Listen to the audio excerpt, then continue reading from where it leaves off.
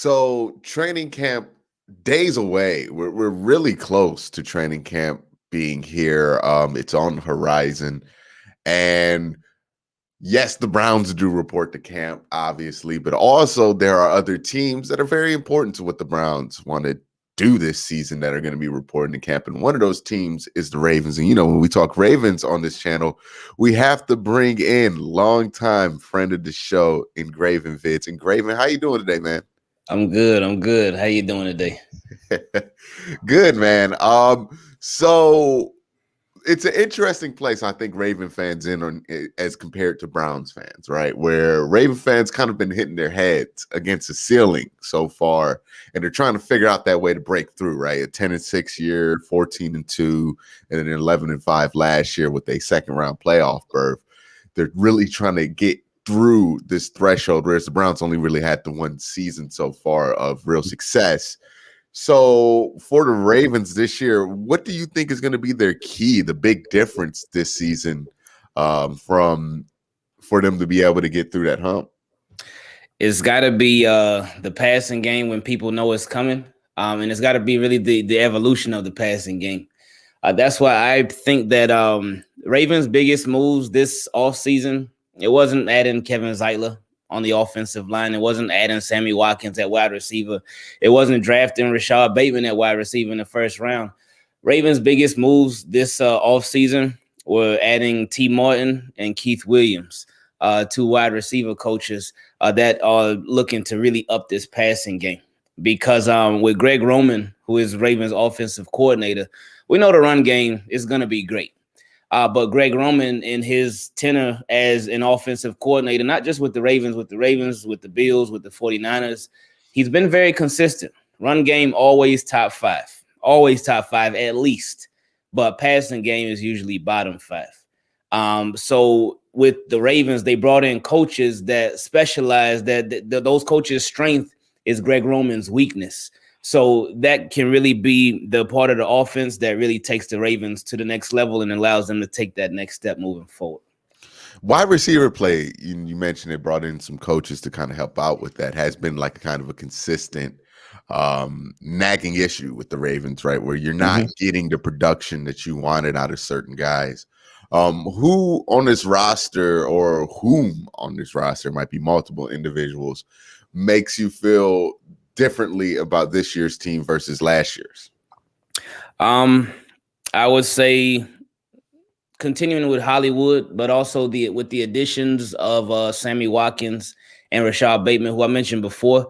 But also because it's like with those guys, they do have a good amount of speed, but Ravens really seem to be focused on route running this year and the improvement of route running.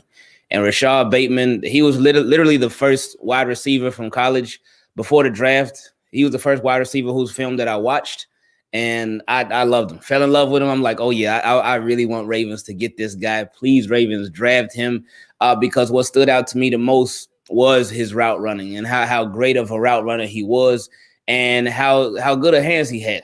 And making wide open catches, of course, but also the contested catches, the catches in traffic, and him being able to be somebody that can move around on multiple positions as a wide receiver. He can be an outside wide receiver. He can be an inside or slot wide receiver.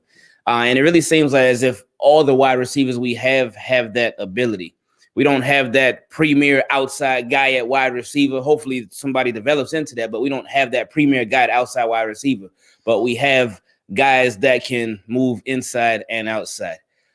So definitely Bateman and Sammy Watkins. And the reason with Sammy Watkins is because I mentioned Greg Roman earlier. Sammy Watkins had his most successful season under Greg Roman when he was the offensive coordinator of the Buffalo Bills. So Sammy Watkins will come in and he will be pretty familiar with the system and just also his experience as a player. He's literally played in every single type of game. He's won every single type of game. He's lost every single type of game. He's been to the Super Bowl, won it, been to the Super Bowl and lost it. So he knows what it takes to get there. So that can help the other receivers as well. Yeah, speaking of kind of the receiving room, I think another interesting thing is that you guys lost Willie Snead this year. Mhm. Willie, at least from an outsider's perspective, has always been like the most consistent guy, the guy that you would go to like on a 3rd and long or something like that, Mhm. where he would be very consistent in his ability to get open. Since he won't be there, who do you think is going to fill that kind of slot wide receiver role for Willie Snead? And are you worried about that player being able to fill those shoes? Yeah, Willie Snead. I think I do agree with you with what you said about him being that 3rd down guy. He would be able to sit down in his zone and find that little open spot. And he had that veteran ability as a wide receiver, and that veteran experience and knowledge as a wide receiver. So that's gonna be. I feel like it can't just be one person. I feel like it would be a combination of guys. It could be Sammy Watkins, and hopefully he still has a lot to show because last year was his rookie season, and of course, last year with the pandemic, rookie season wasn't the typical rookie season. In the off season, they didn't even really have an off season. So this will be this will be all the rookies from last year. This will be their first full regular off season. But Devin Duvernay is a guy who I expect them to use a lot in the slot, give him some more opportunities, and for him to sort of take on that Willie Snead role as a 3rd down guy, that inside slot wide receiver that can break open and bust open some coverages. Yeah. Now I want to kind of shift gears here a little bit. Mhm. One of the things I think has been interesting, I think literally since me and you both have started collabing with each other, is that these two teams, the Browns and the Ravens, seem to have been on a collision course for quite a while. And it looks like these are going to be the years where they're really going to be colliding a lot when you look at how the division is shaking out. You Mhm. know, Cincinnati, they're a young team. I don't think they're quite ready yet for the top of the division. Pittsburgh, we all know how people feel about them coming into this season. They don't know, it's not as solid as it's been in previous years. Mhm. And then you have Cleveland and you have Baltimore. Cleveland did a lot in the offseason. They're a lot of people's favorite to win the division, but Baltimore swept them last year. Mhm. So as a Ravens fan, how do you assess the threat level that's coming from the Cleveland Browns? Well, it's certainly legitimate. It's certainly legitimate because with Cleveland, they do this every year where they make these Madden rosters, man, and it is crazy because of they have this crazy amount of talent on their roster every single, especially the past 3 years. But it wasn't really until last year where that level of talent it started to show up on the field as well. And they were competing for the division, and they did finally make the playoffs and even won a playoff game. It like obliterated the Steelers. So with that being said, you look at the first game between the Ravens and the Browns last year, and the Ravens it was a blowout. I think the Browns scored either 3 or 6 points, I forget. But that was the first game of the season, and like we mentioned earlier, there was really no off season. So this was a Browns team that new head coach, new GM, knew everything. So we knew going into the season it was going to take some time for things to really get rolling. And we saw that as the season went along, things got rolling. And when you look at the second game, that Monday Night Football, that crazy game between the Browns and the Ravens, it was back and forth, and it could have gone either way. That thing was it was crazy, but it showed like, hey, these Browns, they something there, man. They something serious, and they can put up some points and they can hang. Now, granted, there was some times when Lamar came out. That's when Cleveland they started racking up the score, and coming back because Lamar had a nice little lead. But anyway, once he finished doing what he was doing, came back in the game and sealed the deal. But the Browns, they can hang. They show that they are for real.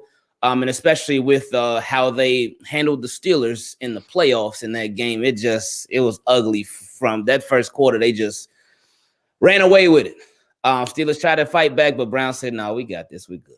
Yeah. So Browns are for real. And they definitely gonna bring it. And now with all the additions, like their offense was already set. offense was straight. They're getting Odell back from injury. He'll be healthy, good to go. But now they added those weapons on defense. They added my guy, Jadeveon Clowney. I know a lot of people just they don't like Jadeveon Clowney. And we'll see if he stays healthy, because that's been the biggest thing with him. And then Johnson, the safety, who used to play for the Rams. That's a big one. And also Troy Hill, adding another cornerback, because, with the Browns, with Denzel Ward, with Greedy Williams, and Delpit, who's a safety. But in the secondary, they had a lot of injuries. So they stacked it up just to prepare, to be over-prepared, just in case. So Browns, they definitely going to be rocking this season. And I expect some real good competition between them and the Ravens. Yeah, one of the things I talked about with all the additions on the defense is that it really does seem like they've built this defense kind of with the eye towards Baltimore, because they have just a ton of versatility out there. I mean, I've talked about they could have a nickel package out here where they have John Johnson as the sub linebacker, JOK out there, and then, 4 or 5 other DBs out there, because what seems to work the best against Lamar at times is if you have a ton of smaller guys that can hit and run, which not a lot of teams have, which is why the Ravens have the record that they have with Lamar. But the Browns are trying to build something towards that. Is there anything that the Browns defense has done this year that you think really does pose a real, I don't know if it's a threat is the right word, but more of a problem to the Ravens offense than it has been in years past? Because even when the Browns have beaten the Ravens, it hasn't been for the Ravens' lack of offense. I really do think Jadeveon Clowney. And the reason I say that is because both him and Myles Garrett, they are freaks of nature. So a lot just depends on his health. So much depends on Jadeveon Clowney's health. Because if you have him on one end, you have Garrett on one end, and they sort of contain Lamar Jackson, that can really help the Browns with Lamar. So a lot is going to be up to the wide receivers. A lot is obviously going to be up to the Ravens' offensive line and their run game and their execution. But I really do think that Jadeveon Clowney is somebody that can just contain. Because if nothing's open and Lamar decides he wants to take off, but you have somebody with some speed that can sort of set that edge and contain him and keep him inside, then that can go a long way in stopping the Ravens' offense. Hopefully it doesn't happen, but it'll certainly help. Well, one of the key things to the Ravens offense is going to be the offensive line. And I think more than most years for the Ravens, there's a lot of turnover on that offensive line. No Orlando Brown Jr. You're attempting to replace him with Alejandro Villanueva, who's switching to the right side for the first time. And then, you have other replacements going on with the guard positions. How do you guys feel about that offensive line? Do you think it's going to live up to what it needs to, or is it going to be more of what kind of happened last year where the offensive line play was a little bit more inconsistent than you wanted? I think on the interior, they should be better for sure. On the interior, we should have a lot more consistency. Bradley Bozeman, who was our left guard last year, he's going to be moving to the center position. This is his natural position. It's what he played all throughout college. So that should be an upgrade there, because one of the Ravens' biggest problems last year was the offensive line as a whole, but it was the just snapping the football. Poor snaps in games just destroyed them. And I mean, even in the playoff game against the Bills, that's what got Lamar Jackson knocked out of the game. It was a bad snap. Ball went way over his head. He ran to go get it. Bills player hits him. He lands on his head, bounces on the turf. He's done for the game. So with Bradley Bozeman, that should hopefully ease that problem that we had. Last year was our first year without Marshall Yonder, Hall of Fame guard. We know what Marshall Yonder can do, what he's capable of, and what he's done throughout his career. And last year we did not and could not replace him. It was a huge loss that I think a lot of us maybe underestimated. I know I did, because I knew like nobody was going to come in and replace Marshall Yonder. But at the same time, I'm like, oh, no, that'd be straight. But throughout the entire year, it was rough. So with Kevin Zeitler coming in, veteran guy, and he may not be the Zeitler when he was with the Bengals or anything like that, but he still can get the job done. He can still play at a pretty good level too. So that should help. Now at right tackle, with them trading Orlando Brown Jr. to the Chiefs, and then adding Alejandro Villanueva, that's going to be an interesting one because he is familiar with this type of offense because he said he ran it in college at Navy, I believe. So that should help. But yeah, when he said that, I was kind of that kind of bothered me. I was like, man, why? I wish you wouldn't have said it like that. But it's like 15 years ago, right, brother? But with Alejandro Villanueva, it's a question mark. We're gonna see. But one thing that I am this offense is very offensive line friendly. And I know him with the Pittsburgh Steelers last year, they pass happy, pass on first, second, third, fourth down. If they had a fifth down, they would pass on that too. But Ravens, they are very, very run heavy, like run heavy. And it'd be the same thing with them. They run on first, second, third, and fourth down. And if they had a fifth down, they run on that too. But so with Alejandro Villanueva, this should really benefit him. And it really benefits everybody. So as far as the offensive line as a whole, I think it'll take some time for them to gel. But once they get rolling, it should pay dividends big time, man. Yeah, so I think the last thing I'm gonna ask you before we get out of here, one thing in both directions, one thing that makes you really confident in this Ravens team, like the most positive thing, and then on the flip side of that, I want to know what's the thing on this team that has you the most worried about all of that. Okay. Positive directions, the potential of the passing game. And not that it has to go from last, or not that it has to go from bottom 5 to like top 15, anything like that. I don't expect it to make that significant of a jump, but just to be more efficient. The route concepts, the receivers catching the ball, a lot less drops, and the receivers' involvement in the passing game. Just finding ways to put people in positions to succeed. So that would have me thinking that the Ravens are going in a positive direction with that. One thing that would have me worried, I would say the interior pass rush, because they have Calais Campbell, Brandon Williams, Derek Wolfe, Pernell McPhee as well. But as far and Matabike, he's a second-year guy, so I expect good things from him. But just as a whole, the interior of the pass rush is a bit concerning. And possibly even the exterior pass rush. So those would be two things that would definitely have me thinking the Ravens are going up, and for the pass rush, it's just still a little bit concerning. But I that's what the preseason's for, especially with the young guys. They drafted Odafe Away in the first round. They also drafted Dalen Hayes in the 5th round. So young guys. And Tyus Bowser, he's gonna be this is gonna be the biggest role that he's ever had in his entirety with the Ravens. So we'll see how that goes. But yeah, pass rush would definitely be my biggest concern heading into training camp right now. Definitely. Always good stuff when we have Ingravenvids on. Make sure you guys subscribe to the channel. I believe what you almost at like 40K now, or did you surpass that already? Nah, yeah, we getting ready to hit 43,000 in maybe the next week or so, maybe the next couple of weeks, we'll see. But yeah, man. So we trying. When I grow up, I'm gonna be just like you and great. Nah, you already better. But again, man, thank you for coming on. Anything else you want to shout out before you go?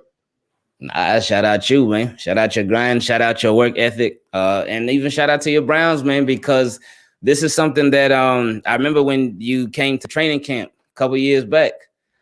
This is something that we talked about, that the Ravens and the Browns, they want to come up, man. And everything's coming to fruition now, man. So it's fun to watch.